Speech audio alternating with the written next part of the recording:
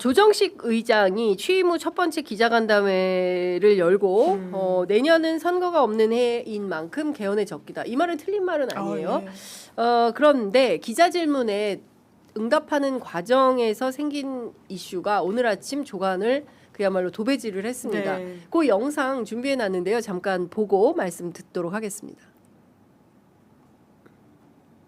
사실 이제 야권에서 개헌을 방대하는 궁극적인 이유가 이제 개헌의 최종적 목표가 현직 대통령의 임기 연장을 목표로 하는 게 아니냐라는 게 반대의 명분이 되고 있는데요. 그 야권의 의장님이 임기 내에 혹시 뭐 현직 대통령의 임기 연장을 하는 개헌안에 대해서는 뭐 통과나 처리 여부에 대한 입장을 좀 여쭤보고 싶습니다.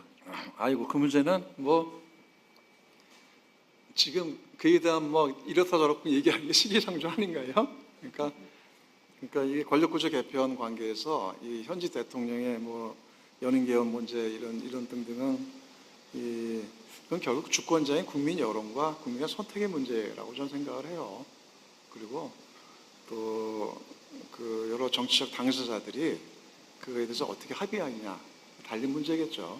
그래서 뭐 이제 나중에 그 문제도 이제 그 개헌 논의에서 권력구조 문제 관계에서 논의가 나오게 되면은 그 이제 또 이슈가 될 수 있을 텐데 아무튼 그거는 뭐 이제 개헌 자문이나 또 개헌 특위 통해서 나중에 다 의견들이 수렴되지 않겠어요? 네. 어떻게 들으셨습니까, 장 변호사님? 그냥 원론적인 차원으로 들었어요. 이게 증문즉답 과정에서 한번 이 질문이 나왔는데 그 연장선상에서 꼬리 질문 비슷하게 두 번 나오니까 예. 거기에 대해서 아마 이제 의장실의 설명도 그렇고 이거는 해석의 문제예요. 헌법. 그리고 그 해석은 명확해요. 네. 왜냐하면 128조 2항이 있기 때문에 그렇습니다.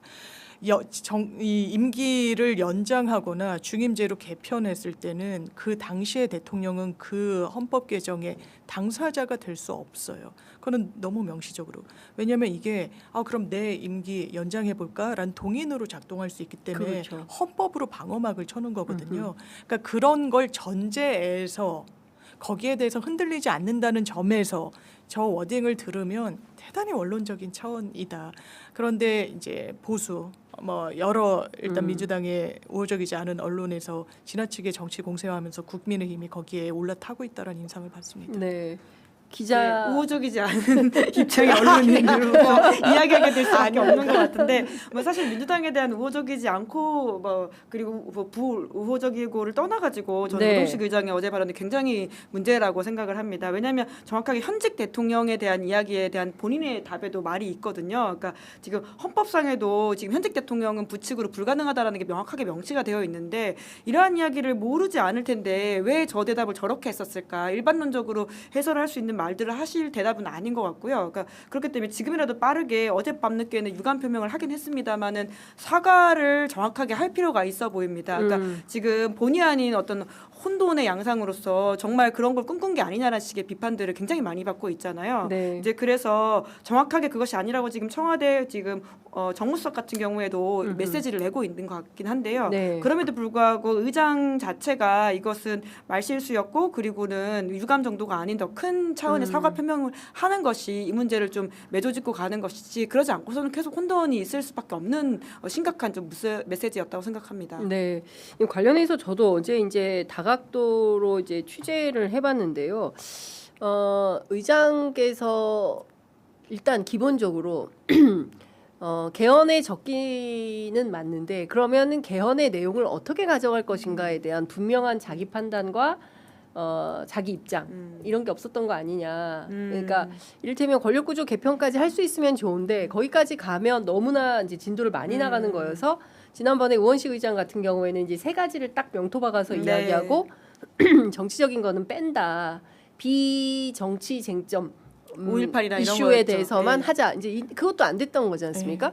근데 그런데 이제 거기에다가 이거를 이제 착종시켜 가지고 권력구조 개편까지 넣어버리니까 오히려 상황을 더 어렵게 만들었다. 그래서 조정식 의장이 이 발언에 대해서 명확하게 정리하지 않으면 22대 국회에서 개헌은 어렵게 됐다. 근데 개헌은 물 건너간 거다. 지금으로서는 그렇죠. 왜냐하면 야당의 협조가 예. 절실한 상황인데 그렇죠. 야당이 저를 커봐 예. 이제 이렇게 돼버렸기 예. 때문에 이상한 음모론에 빌미를 줘버린 잘못된 발언이어서 오히려 개헌은 더 어렵게 됐다. 개헌이 오히려 꼬이게 됐다. 이제 이런 비판이 상당히 많이 있었다라는 것이고요. 실질적으로 이제 개헌 국민투표를 해서 국민들이 선택할 수 있는 것은 맞지만 실제로 국민투표 가기 전에 국회에서 통과가 개헌안이 통과가 되어야 되는데 그러려면 최소한 민주당이 확보해야 되는 의석이 200석이죠. 200석인데 예, 예. 200석은 커녕인 상황이지 않습니까? 그렇기 때문에 현실적으로 너무나 불가하다라는 것이고 제가 이제 우원식 의장실의 고위 관계자하고 통화를 했습니다. 그래서 네. 실제로 그러면 대통령께서 이런 생각을 갖고 있어서 조정식 의장이 어떤 충정에서 이런 말을 한 것은 아니야라는 의심도 가능한 거 아니겠습니까? 그래서 그 내용을 제가 취재를 했어요. 오. 그랬더니 그 우원식 과거 의장실의 주요 관계자가 해준 얘기는 대통령 스스로도 그것은 말이 안 된다라고 생각을 한다. 과거 후보 때도 그렇게 얘기한 적이 그렇습니다. 있습니다. 그래서 예. 대통령 스스로도 개헌을 할 때 권력구조 개편은 말이 안 되니 딱 세 가지만 종합해서 하자라고 우원식 의장하고 이야기를 했다는 네. 거예요. 그러니까 대통령 스스로도 그런 생각을 하지 않고 있는데 왜 이런 발언을 해서 오히려 문제를 만드느냐 이제 이런 상황이 좀 되는 것 같습니다. 그러니까 중요한 포인트는 부적절하고 잘못된 발언이므로 이 그렇죠. 부분에 대해서는 조정식 의장이 어떤 형태로든 정리하고 넘어가는 것이 좋겠다라는 이제 이야기가 민주당 안에서 있는 것 같습니다. 중요한 포인트는 대통령 스스로도 권력구조 개편에 대해서는 지금 가능하지 않다라는 것이고요. 가끔 이제 기자들이 이렇게 물어봤을 때도 아유 큰일 날 소리 하시네 이제 이런 얘기를 하는 분이기 때문에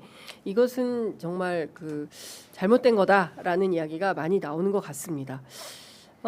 사실 지금 해외 순방 중이시기 때문에 그리고 우리가 못 들어보던 1,400조라는 새로운 숫자가 네. 나와서 남미 순방에서 또 어떤 성과가 나올지 그리고 지난 샌프란시스코 AI 선언에 담긴 의미가 뭔지 그리고 이제 중국의 AI 굴기에 대해서 우리가 어떻게 평가를 해야 되는지 예. 사실은 지금 주요 언론들이 이런 내용들의 보도를 많이 해야 되는데 오히려 또 정치면이 개헌 의제로 이제 도배질이 되는 것 같아서 매우 안타깝다라는 생각이 좀 들어가지고요.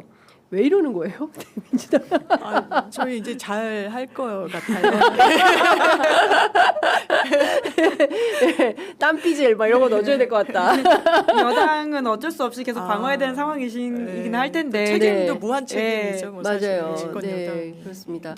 여튼 하여튼 굉장히 부적절한 그렇습니다. 발언이었고 예. 이게 한동안은 계속 특히 야권에서는 굉장히 공격하기 좋은 소재이잖아요. 네, 그러니까 그렇죠. 말씀하신 것처럼 더 좀 매듭을 확실하게 지을 수 있는 더 센 뭔가 청와대 쪽의 메시지와 그리고는 국회의장 메시지가 나와야 되지 않을까 싶습니다.